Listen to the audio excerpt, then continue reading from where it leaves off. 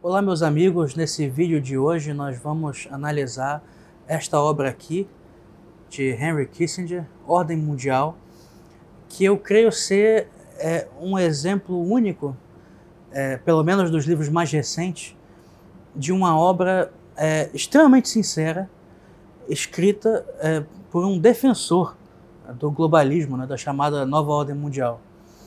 Essa obra ela procura analisar os diversos conceitos que foram surgindo em civilizações distintas a respeito de ordem internacional e ordem global, né? Ele contrapõe aqui a ordem baseada na chamada balança de poder, né? Balance of Power, o equilíbrio de poder, que surge a partir da Paz de Westfália, né, em 1648, que terminou a Guerra dos 30 Anos, que é uma paz forçada, né? Essa Paz de Westfália ela se deu justamente porque, depois de 30 anos de guerra, a Europa estava completamente esfacelada, então existia uma necessidade de um compromisso entre, né, de uma coexistência pacífica entre católicos e protestantes, né, que estavam já há um século transformando a Europa num campo de batalha, e esse banho de sangue sem fim precisava terminar, né? Então, essa ordem de Westfália é a típica ordem internacional europeia, baseada no compromisso, na coexistência pacífica e nos cálculos de equilíbrio de poder, né? Ou seja, mais ou menos como um jogo de xadrez, né? A soma das potências hostis deve tender a zero, né? Então, eles vão se equilibrando. Também existe um outro modelo de ordem internacional, é o modelo americano, quer dizer, baseado na crença, em parte vem dos próprios peregrinos, né, puritanos, protestantes, que colonizaram os Estados Unidos, de que a liberdade é um bem primordial, e isso que se desenvolveu mais tarde, a crença de que a democracia é um regime no qual os conflitos naturalmente acabam. Então, seria na mentalidade americana média, e isso aparece, é verdade, tanto no Partido Democrata quanto no Republicano, a crença de que todos os países do mundo devem se tornar democráticos, né? Isso foi uma influência muito grande depois da Primeira Guerra Mundial, né? Quando Woodrow Wilson, né, tem a sua participação decisiva na Paz de Paris, né? Ele vai mostrar ali a crença que, no fim das contas, acaba sendo esdrúxula para a Europa, né, de que se as monarquias tradicionais católicas se tornassem democracias laicas, né, estados laicos, a paz se estabeleceria muito mais facilmente. Então, o Império Austro-Húngaro foi totalmente desmembrado e virou, né, a República Austríaca, a República Húngara, a Iugoslávia, que era uma monarquia ainda, a República da Tchecoslováquia e assim vai. Quer dizer, uma loucura, né? Mas essa crença que destruiu séculos, né, milênios de história europeia, etc., isso reflete, né, uma mentalidade muito arraigada, né, no espírito americano, de que as democracias devem se espalhar e elas são o fundamento da paz e da ordem. Também Henry Kissinger trata a respeito da China, né, e do conceito deles, que vem desde o período do Império, né, da China como centro do mundo, né, como, aliás, a própria palavra China, né, em mandarim significa centro do mundo. Então, eles seriam um império modelo para todas as outras civilizações, e os outros países seriam como que civilizações periféricas, que à medida em que imitam a China, se civilizam, né? Mas quanto mais se distanciam dela, mais estão, por assim dizer, na periferia do mundo, né? São subdesenvolvidos porque são diferentes da China. Isso vem da ideia tradicional, né, que aparece em inúmeras culturas antigas, né, de que o imperador, né, seria como o umbigo do mundo, né, que seria o representante da ordem cósmica, o espelho, né, das forças cósmicas na sociedade. Então, o estado até físico de saúde do imperador, né, significaria que alguma coisa vai acontecer. Se o imperador fica doente, a China também deve ficar doente, vai acontecer uma guerra, vai aparecer uma peste, alguma coisa assim. E isso foi levado adiante, né, na mentalidade, na cultura chinesa, a ideia de que eles são o centro do mundo, de que no fim das contas eles têm uma missão civilizadora para o resto do planeta, né?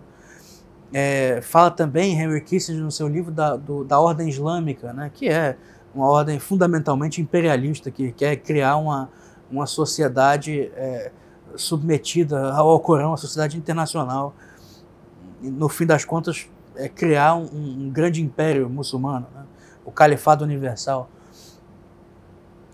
O interessante nesse livro é que todos esses diferentes esquemas de poder global são contrapostos, são analisados primeiro separadamente, depois comparados, de modo a que se busque, né, um modelo de ordem internacional que harmonize todos esses pontos de vista.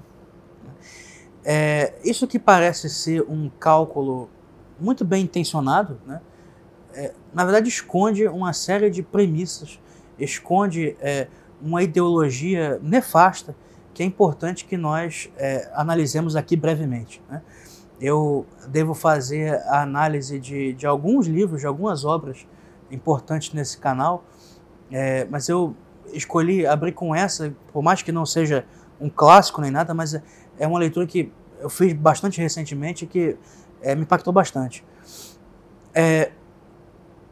Henry Kissinger, muitos de vocês já devem conhecer, foi secretário de Estado do presidente Nixon, né? E mais tarde, quando o Nixon sofreu impeachment, vai ser secretário de Estado de Ford, né? Também vai ser assessor de segurança nacional em outros governos, vai ser um consultor importantíssimo no governo Reagan, né? Ele vai ser filiado ao Partido Republicano. Kissinger ainda está vivo, né?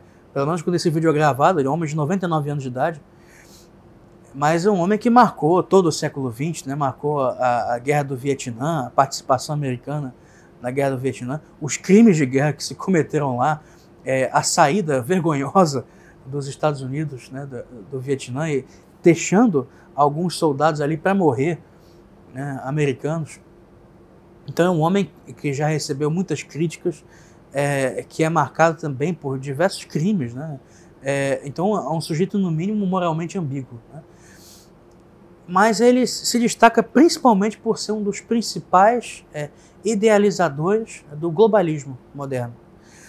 Em 1974, ele vai lançar o famosíssimo Informe Kissinger, que seria um plano concebido. Isso está no livro Poder Global e Religião Universal, do Monsieur Sanaúra. Eu recomendo que todos vocês leiam esse livro. Henry Kissinger vai conceber um projeto de criação de lideranças locais em todos os países subdesenvolvidos, que funcionem como testes de ferro, né, como pontas de lança locais do ideal globalista, né, que vão desenvolver esses projetos sem que isso pareça uma interferência estrangeira, porque seriam lideranças formadas em universidades americanas e europeias, já com essa mentalidade, e preparados pelas grandes fundações internacionais para serem líderes políticos nesses países. Então, também esse informe vai tratar da liberalização mundial do aborto, né? Vai ser uma das grandes bandeiras de Henry Kissinger, né? Para combater o crescimento populacional, principalmente nos países subdesenvolvidos. Então, é uma ideia também um pouco elitista, no fim das contas, esse projeto de liberalização do aborto. Então, esse homem, quando ele elabora esse livro, ele vai fazê-lo sob o ponto de vista de uma consideração estratégica, tática. É uma produção não ideológica. Como eu disse, é um livro bastante honesto, bastante sincero nos seus objetivos, mas que não revela qual é a ideologia que está por trás daquilo que ele diz. Kissinger vai alegar o que se alega sempre, o ideal pacifista né, da nova ordem mundial. Vai dizer, esse autor, que sem uma ordem internacional, essas diversas concepções de ordem que existiam nas diferentes culturas vão naturalmente entrar em choque, né? E também, sem uma ordem internacional, os nacionalismos, né, que, segundo ele, teriam sido os únicos causadores das grandes guerras, né, que marcaram o século XX, as duas guerras mundiais, sem uma ordem internacional, os nacionalismos seriam novamente exacerbados, né, se desenvolver, e nós estaremos à beira de um novo conflito internacional, de uma terceira guerra mundial. Bom, a primeira contestação que nós podemos fazer a isso é a seguinte: se os nacionalismos levam naturalmente a um conflito internacional, então por que será que a ascensão das direitas populistas e nacionalistas ao poder na década passada trouxeram, muito pelo contrário, um apaziguamento dos principais conflitos? É evidente que não há necessidade nenhuma de harmonização dessas diferentes visões de ordem internacional, de ordem global. E no fim das contas, essas ordens só poderiam ser harmonizadas tendo como primazia a ordem de Westfália, que é o que ele mesmo diz.